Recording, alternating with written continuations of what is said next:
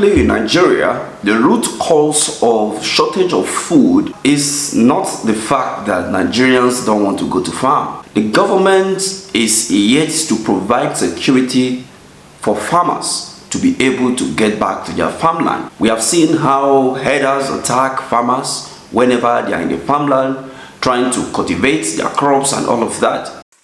Sorry, man, I know Koloko. Odara, Nilu Egbe, and Elani se wala okoko, sorry. Sora yenyi, toba fe, sakpamo sinu bombe, koma jade, ibi ba no madeba yin. During the weekend, the First Lady, Remi TINUBU, was seen trying to cultivate her garden. But before I show you the video and what she said and the reactions of Nigerians, let me show you a particular video of a little garden that I have. TINUBU said we should be doing what do they call it, vegetable within our backyard, right? Okay, let's take a look at this. So no matter what I do here, how long is it going to take me, right? If you cut one, okay, I know of this. I know that I can be using it consistently. But then, how many people have this kind of space? That's another question. So this is another one. So how many people have this space? There's something I don't even. And now you'll be hearing things like you should use cement sack, you know, to do your whatever. So ask me, is that the root cause of our problem? Yes, it's good. Many people have this at home, but you see, is it sufficient? The truth is this: how many Nigerians has a little space either in their backyard or front of their house to be able to cultivate small vegetable for their daily use? And the thing again is this: how can this sustain you? How long can this sustain you? Now, the First Lady, Remi TINUBU, was trying to cultivate her backyard in Aso Villa.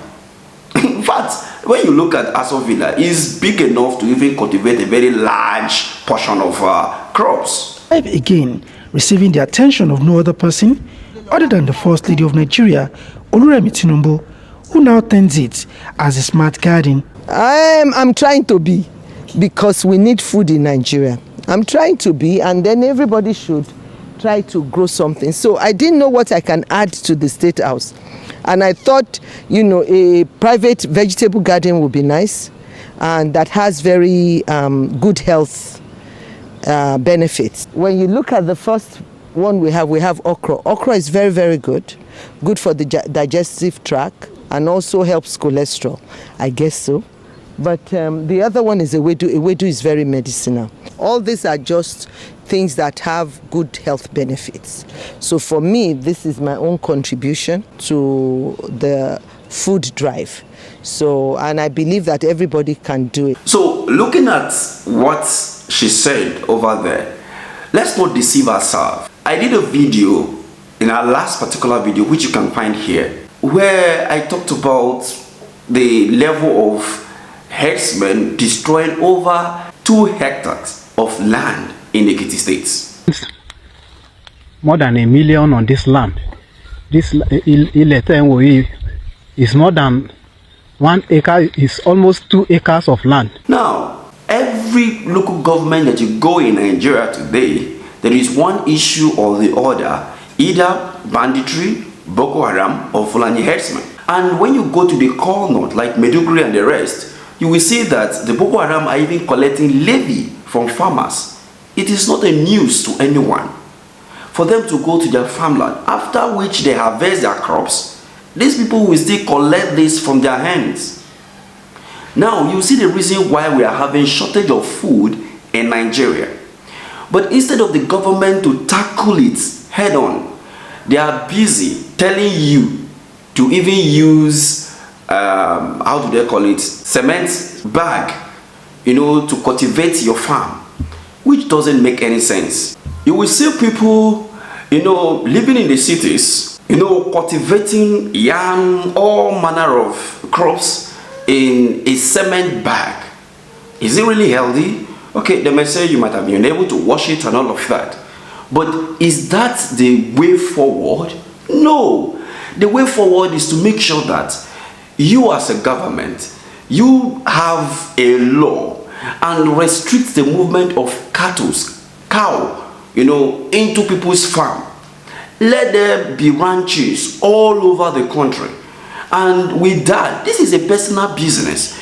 They do this and they later sell their cows to Nigerians. Now, how do you do that when you allow cows to eat people's crops? So you should continue eating meats and then we don't eat other foods again? Is that what they want us now to do? These are the issues. Let's try to settle issues, go to the root cause and solve them, not trying to dodge, beat around the bush. This is not the way to go about it. And believe you me, like the video that is played on the screen now that you are watching, if the people of Ekiti retaliate now to these headers, or the people now that own this farm, this one you are watching, decide to attack these people now, you will see the Nigerian army and the police, giving press release that there were cattle rostering around that area and all of that, urging the community to live calmly with the headers. How do you live calmly with people that continue to destroy your crops? And then we continue to shout, there is hunger in the land and all of that. The government will wake up and say, okay, we give 50,000 bags of rice to vulnerables or vulnerables. Who are the vulnerables or vulnerable in Nigeria of today? Everybody is vulnerable. You are either vulnerable to the police, or you are vulnerable to the army, or you are vulnerable to the bandits, or vulnerable to the Boko Haram, or even to the government policies themselves. There is no safe land for anywhere, no safe house for anyone right now. So food are very expensive. And people will continue to talk about this. And the only way to sort this thing out is just for the government and banditry and Boko Haram, as well as stop the herders from using their cows to people's farm. This is the only way that you can sort this problem out. Not telling people to farm at their backyard, because farming in their backyard will not be sufficient for 200 millions of Nigeria. Now, when we talk about production and productivity, if the government go into production, for example, when you are traveling to Kaduna, to Jos, or to the northern area, you will see vast land. Go and cultivate it. Let the government cultivate it. When you cultivate those vast land, what happens? You will be able to feed the nation as well as you export. And that is how you strengthen your economy and your naira. But when you just do it one side, you are saying, okay, people should go and cultivate, do vegetable behind. It's only vegetable you are going to eat. Okay, you use sack. If you have 10 sack which produce, let's say, 100 tubers of yam, are you going to be eating one yam? Okay, let's say you eat one yam per day. One yam per day will give you 100 days. And then, how many people do you have in your family? Let's say you manage to eat one yam per day for 100 days. How many days do you have in a year before the next harvest? So it is not logical. So are we going to be a consuming nation? So we are not thinking about productivity.